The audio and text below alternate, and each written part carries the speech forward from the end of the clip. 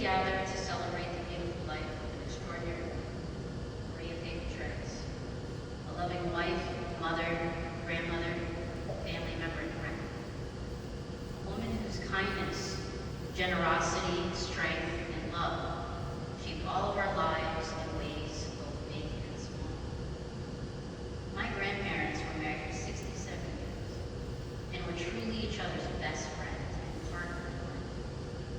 They met in college in the Philippines during a chemistry class, and from that moment on, they were inseparable. Truly, two peas in a pod who loved each other deeply. Hubby was the cook and took care of the landscape, while my grandmother took great pride in cleaning and taking care of their home. They read the paper together every day and loved going on breakfast dates to IHOP for the senior breakfast specials. In all the years they shared together, they always put one another first and treated each other with unwavering respect, love, and devotion. That is who my grandmother was at her core. Loving, caring, and selfless in everything she did. When I think of her, I think of warmth, I think of kindness, comfort, laughter, and unconditional love. I think of someone who dedicated her entire life to caring for the people around her. Each of us carries such sweet memories of her, memories that will forever live in our hearts. She loved her family more than anything in this world. She was generous in every sense of the word, generous with her time, her energy, her care, and most of all, her heart. She always made sure we had what we needed. I will never forget how every single year growing up, she made sure I had my uniforms, my textbooks, my school supplies. She believed deeply in education and in the value of hard work. She helped pave the path for our family, showing us what it meant to build a life and career through dedication, perseverance, and sacrifice.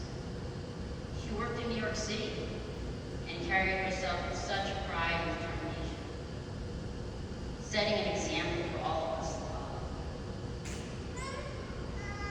He was also incredibly strong and resilient. One day, during a massive snowstorm in New York City, the George Washington Bridge was shut down. Normally, she would take the bus from Port Authority, and someone would pick her up. But that day, determined to get home to her family, she walked across the bridge by herself through the snow, all the way through Fort Lee and back. That was who she was, strong, determined, and willing to break anything just to make it home to the people she loved. He loved the beach, truly loved it. There was something about that water, the breeze, and the peacefulness that made her happiest. I recently learned that Barnegat stood after her because there's a similar word in Filipino connected to the beach. She was curious to see if it was truly close to the beach. Once she discovered it, it became a place she loved deeply, LBF. I can still picture her standing near the water, smiling softly with the wind blowing through her hair, completely at peace. And although Barnegat is probably one of the safest towns in Manhattan,